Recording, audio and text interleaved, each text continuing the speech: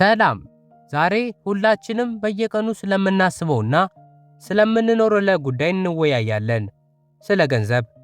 ብዙ ጊዜ ገንዘብ ማግኘትና ማጣት በትምህርታችን ወይም በስራችን ብዛት ብቻ የሚወሰን ይመስለናል። ነገር ግን በዙሪያችን ያሉ ሰዎችን ብናስተውል በጣም የሚገርም ነገር እንመለከታለን። አንዳንዶች ብዙ ሰርተው በእጃቸው ላይ ምንም አይቀመጥም። አንዳንዶች ደግሞ ጥቂት አግኝተው ትልቅ ነገር ሲሰሩበት እናያለን። ለምንድን ነው ሁላችንም ለገንዘብ ያለን አመለካከትና አያያዝ የዚህን ያህል የሚለያየው? እውነታው ግን እያንዳንዱ ሰው ከተወለደበት የከዋክብት ባህሪና ስነ ልቦና ጋር የተያዘ የራሱ የሆነ ተፈጥሯዊ የገንዘብ አያያዝ መንገድ አለው። ዛሬ ይህንን ጉዳይ በሰፊውና በተፈጥሯዊ መንገድ እንመረምራለን። እስከ መጨረሻው አብራችሁን ቆዩ። በሕይወታችሁ ውስጥ ለውጥ የምታመጡበት ጥሩ ቆይታ ይሆንላችኋል።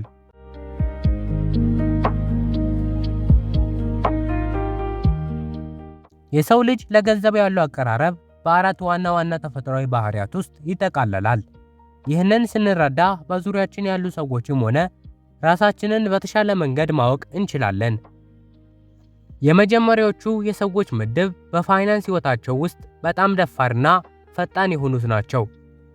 እነዚህ ሰዎች አዲስ የሥራ ዕድል ወይም የቢዝነስ ሐሳብ ሲያገኙ ሳያቅማሙ የመጀመር ትልቅ ጉልበት አላቸው። ለራሳቸው ያላቸው መተማመን ከፍተኛ በመሆኑ አዳዲስ መንገዶችን ቀድመው ይሞክራሉ። ነገር ግን የእነሱ ዋናው ፈተና ገንዘቡ ከማግኘት ይልቅ በእጃቸው ላይ ማቆየት ነው። በስሜታዊነት የመመራት ባህሪ ስላላቸው ዛሬ ያገኙትን ነገር ዛሬውን አጥፍተው ነገን ለመርሳት ይቃጣቸዋል።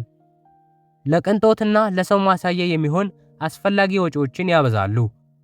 እነዚህ ሰዎች በሕይወታቸው ዘላቂ ስኬት ለማግኘት ከፈለጉ መጀመሪያ የረጅም ጊዜ ዕቅድ ማውጣትና ገንዘብ ከማውጣታቸው በፊት ለአፍታ ቆም ብለው ማሰብን መልመድ ይኖርባቸዋል። በሌላ በኩል ደግሞ ሙሉ በሙሉ የተረጋጉ በቁጠባና በሂሳብ ስሌት ላይ የሚተማመኑ ሰዎችን እናገኛለን። ለእነዚህ ሰዎች ገንዘብ ማለት የወደፊት ዋስትናቸውና የሰላማዊ ሕይወታቸው መሠረት ነው።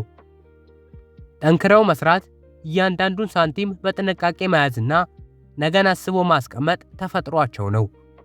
ይሁን እንጂ የእነሱ ትልቁ ፈተና ደግሞ ከመጠን በላይ ጥንቃቄ ማድረጋቸው ነው። ለዓመታት ለሚወዱት ከኖሩት የሥራ መስመር ውጪ አዳዲስ ዕድሎችን ለመሞከር ይፈራሉ። ይህ የለውጥ ፍርሃት በትናንሽ ነገሮች ላይ ብቻ ተወስነው እንዲቀሩና ትልልቅ የእድገት በሮችን እንዳያዩ ሊጋርዳቸው ይችላል። ሁልጊዜ ስለ ገንዘብ ከመጨነቅ መቆጠብና ጥቂት አዳዲስ መንገዶችን መሞከር ሲችሉ እውነተኛውን የፋይናንስ ነፃነት ያገኛሉ። ሦስተኛው የሰዎች ምድብ ደግሞ ገንዘብን በሐሳብ በንግግርና ከሰው ጋር ባላቸው ግንኙነት አማካኝነት የሚስቡት ናቸው። በአንድ የሥራ መስመር ላይ ብቻ ተወስኖ መኖር አይስማማቸውም። በአንድ ጊዜ በርካታ የቢዝነስ ሐሳቦችን ማፍለቅና ሰዎችን ማሳመን ይቀላቸዋል። በቴክኖሎጂ፣ በግብይትና በማህበራዊ ሥራዎች ውስጥ ሆነው ትልቅ ስኬት ማምጣት ይችላሉ።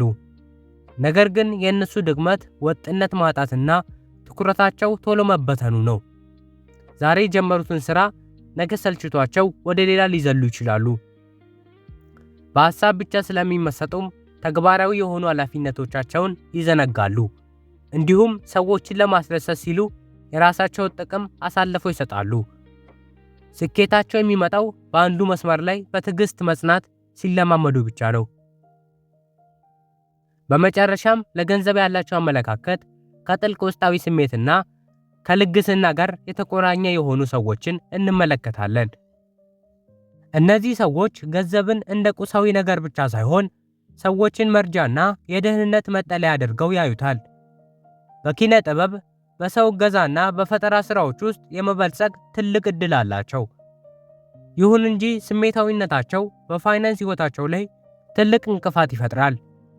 ሲጨነቁ ወይም ስሜታቸው ሲጎዳ ራሳቸውን ለማረጋጋት ሲሉ አላስፈላጊ ወጪዎችን ሊያወጡ ይችላሉ።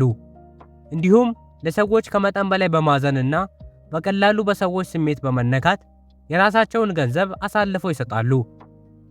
እነዚህ ሰዎች በገንዘብ ጉዳይ ላይ ጠንከር ያሉ የራሳቸውን ሕጎች ማውጣትና ራሳቸውን ከብክነት መጠበቅ ሲጀምሩ ሕይወታቸው በተረጋጋ በረከት ይሞላል።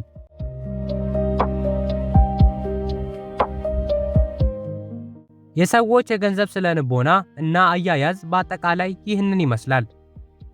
ሁላችንም ከተፈጥሯችን የተሰጠን የራሳችን ጥንካሬና ልናስተካክል የሚገባ ድክመት አለብን። ታዲያ እናንተ ራሳችሁን ከየትኛው ባህሪ ጋር አገናኛችሁት? በዕለት ተዕለት ሕይወታችሁ ላይ የታዘባችሁትን እውነት ኮሜንት ላይ በነፃነት አጋሩኝ። ቪዲዮን ላይክ በማድረግና ለወዳጅ ዘመዶ ሼር በማድረግ እርስ በርስ እንድንማማር እናድርግ። ሰብስክራይብ ያላደረጋችሁ ቤተሰብ በመሆን ሁልጊዜ የሚለቀቁ አዳዲስና ጠቃሚ ቪዲዮዎችን መከታተል ትችላላችሁ። በሚቀጥለው ቪዲዮ በሌላ አሪፍ ርዕስ እስክንገናኝ ድረስ ሰላምና ስኬት ለሁላችንም ይሁን።